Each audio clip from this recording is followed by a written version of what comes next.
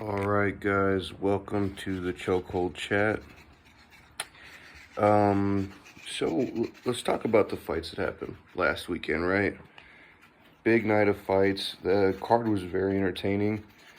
UFC 320, super entertaining actually. It was great. I actually watched it with some family and stuff, and just had a really good time. It was pretty awesome. It was high energy. All the fights were great, but let's talk about what happens from here, right? So I kind of went over it already in the reaction and stuff, but let's go from. Hey, you know what? Let's just jump around. Let's go Alex Pereira first, right? So Alex just kind of runs through Magomed, goes pressures, and just puts on, like, man, it is crazy, honestly, to think, like, you kind of get so set into these things when you've been a fan for so long, where you're just like, oh, this guy's like Anderson Silva. I was sure that nobody would ever be greater than him. George St. Pierre was sure that nobody would ever be greater than him. And there's a good argument that Kamaru Usman was getting there. He was a real good welterweight champion. Now that he's gone, I miss him, honestly. And it was fun to watch him. He was a winner. He is a winner. Middleweight, Adesanya comes along. Not that I'm saying that they're better than GSP or Anderson Silva or whatever. But Alex Pereira, like, entering that conversation, just like watching it in real time, just like I was back then in real time as a kid, it's just special. Like, he's talking about going up to heavyweight, and I guess that's what's the most interesting thing to talk about and to think about is poor Tom Aspinall. I don't think that Alex wants to fight Tom Aspinall, and I think he's probably smart not to fight Tom. I think of Tom like a big. I mean, he's really like a bear, or like a big tiger. Like, he's like a big cat, just fast, and he'll just maul you. He can wrestle, he can do jiu-jitsu. That straight arm lock that he got against Volkov a couple years ago, that guy's nasty on the ground. Alex, I mean, honestly, his takedown defense is pretty good. I just don't know how that translates to heavyweight. Either way, he's talking about fighting John Jones at heavyweight, which is pretty sweet, honestly. I mean, because of that one punch knockout power, you can never count him out. You can never count him out. It's the great equalizer. It's really, really cool. I I don't see what Carlos Ulberg, if he stays down at light heavyweight or a third fight with Yuri Prohaska, really does to his legacy, right? His legacy is so amazing already right now that another title defense at light heavyweight doesn't hurt. I mean, it's great, but he's 38 years old, right? Like, he wants to. He's a great champion. He's a great fighter. He wants to chase greatness. I mean, 3 belts. He could be the first champion to ever have 3 belts. The guy's got like 13 fights. It's crazy. So John Jones possibly at the White House, Alex Pereira, John Jones, is just insane. That's great. And then also too, like, if he vacates the light heavyweight belt, like most of these champions have been doing when they move up, vacating Ulberg versus Yuri Prohaska for the vacant light heavyweight title. I mean, come on, dude. That's great. That's an amazing fight too. That's an amazing fight. And that kind of brings me to the light heavyweight discussion too, about what happens to Yuri and Khalil after their fights, right? Yuri, he's chasing that third fight against Alex. I don't think. I mean, I wouldn't be surprised if he got it, but I just don't think that's where they're gonna go. And I think Dana White needs to kind of get off of his, like, have some fun, dude. Let Alex chase the heavyweight title, or chase a heavyweight fight. This guy's great, man. I mean, he's bigger than belts at this point. He's bigger than belts, really. He's like Conor McGregor. He cracks into the casuals. Shama, the walkout. He's literally just, yeah. I mean, he doesn't need no belts. So just give him a fun fights. He's 38. Let's see what this guy can do. And for Yuri, I put out a short. I hope you guys aren't getting annoyed with the shorts and stuff. It's just I'm trying to get this channel some more subscribers, some more, just kind of motion and stuff. But yeah, like I said before, I think Yuri Prohaska is like the DC to Pereira, as in like DC to John Jones, right? DC was the second best guy at light heavyweight for forever. And DC in his own right is a great champion, 2-division champion, beat Stipe, beat everybody else, but couldn't beat John Jones. Yuri is just mauling everybody else, but he cannot beat Pereira. And I don't think that is going to change in a third fight.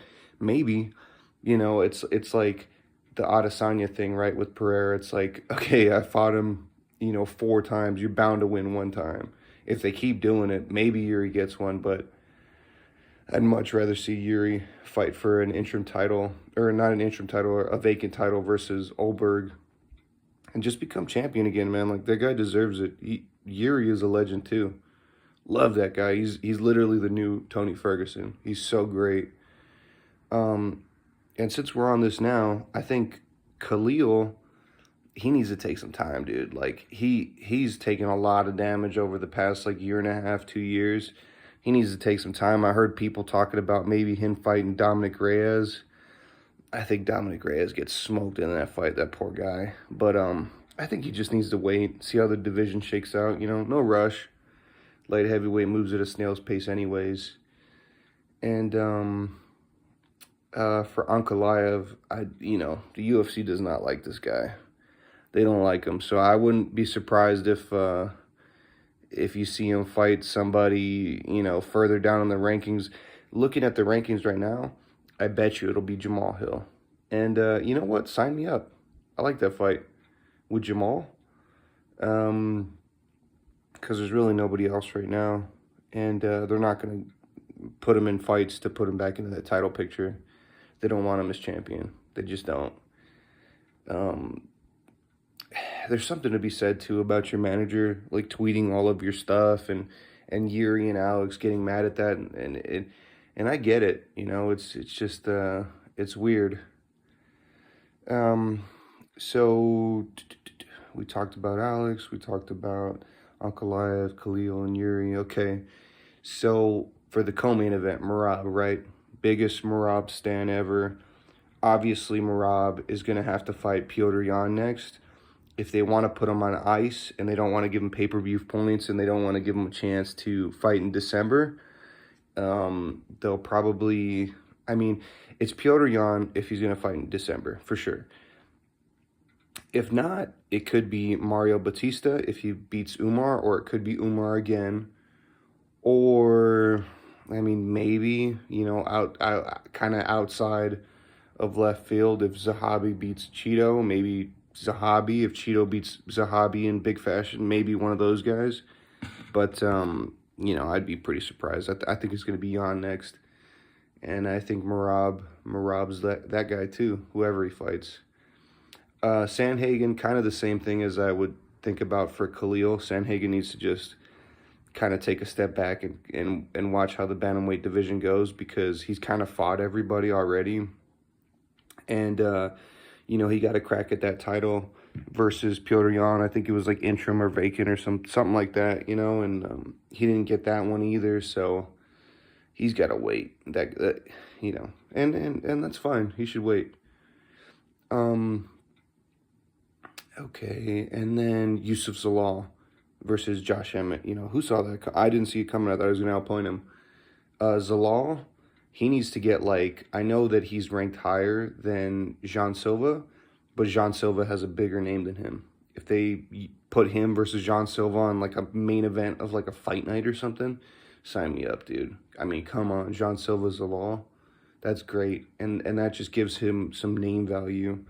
If he wants to climb up in the rankings, maybe Movsar. I know he's calling out Lerone Murphy. I don't think Lerone's going to take that. Maybe Movsar takes it. Or Arnold Allen. Arnold Allen's been training again, but he doesn't really have a name either. Only hardcores kind of know him. For Josh Emmett, the poor guy is going to get, subjugated to Gatekeeper. And I do not envy anybody who thinks that he is a Gatekeeper and who has to fight him to crack into that top 15, because that guy is dangerous. Josh Emmett still has miles. I think he can still go. I think he just got caught, man. You know, it was a really nice armbar. Yusuf Salal's got real good submissions, you know. Um, but that fight was great too. That fight was great. And then Joe Pyfer versus Abus. Abus is probably gonna, you know, fight some unranked guy. Maybe, you know, maybe Shabazian, because Shabazian's unranked. I mean, that's a pretty good fight actually. Abus versus Shabazian, Edmund. And then Pyfer. I'd like to see Pyfer fight like Jared Cannonier, or maybe Apollo Costa, or you know, somebody like that. That's just a little, you know, kind of ranked higher than him. I like those fights for him, man. I really believe in Joe Pyfer, especially with the submission win, man. He said he felt flat and stuff. I think Joe Pyfer is high caliber. I like that guy a lot. I hope that they give him, you know, some better matchups, some matchups that he can go. You know what? Dolidze, Roman Dolidze versus Pyfer, that's a good one. Yeah, for sure. And I believe in Pyfer. I think he can win all those fights. And that covers like the main card. There's a couple of fights lower. I'm trying to think about. You know what? Yeah, whatever. We'll go to next week, right? Or this weekend on Saturday.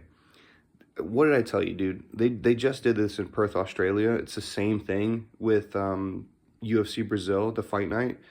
All of the fights are just like Brazilian fighters and stuff that have like no implications at all, except for the last two fights. And even the last two fights don't really have any implications either. Charles Oliveira just lost a vacant title shot that he kind of really didn't deserve. And he's going to fight Mateus Gamrot, who, that's a great fight, you know. I'm interested to see how much bigger Charles looks, because I know he's a huge lightweight. If he looks a lot bigger than Gamrot, I think he wins, because I think that he has harder striking. Gamrot got dropped by Beneil Dariush, and Charles ran through Beneil, you know. So I think striking-wise, Charles is better than Gamrot. And I also think that Gamrot can't wrestle him because Charles is too slick. Triangles, guillotines, he's too nasty on the ground. I really think that Charles wins this fight. I think the only way that Mateus wins is if Father Time and, you know, and Gamrot puts on a good performance. That's the way that he wins this one. And then the co-main is Davison versus Montel Jackson, right? Montel Jackson, like, I mean, I guess they want Davison to win this one. I thought Davison tore his ACL or whatever. I guess he's fine. Maybe it was a grade 1 or a grade 2 or something. Versus Sandhagen, where his knee looked like it blew up. But yeah, those are like the only two fights that, I mean, Vicente Luque is fighting Joel Alvarez, but Joel Alvarez never fights, and Vicente Luque is like spotty and stuff. So it's just, you know, the card is what it is. After a pay-per-view, we get this fight night. It's like, all right, you know. Anyways, guys, please comment, dude. Like, let's get this channel going, dude. I want to talk to you guys too. Let me know if you think I'm full of shit, or if you don't think that my opinion, if you think my opinion sucks, tell me, please. But yeah, that's the video for today, and maybe I'll upload a couple shorts, post a little bit, whatever. But yeah, maybe I'll upload something after the weigh-ins if the face-off he looks real big or something. But other than that, maybe just the reaction. Yeah, that's the chokehold chat for today, guys. I'll talk to you later. Bye.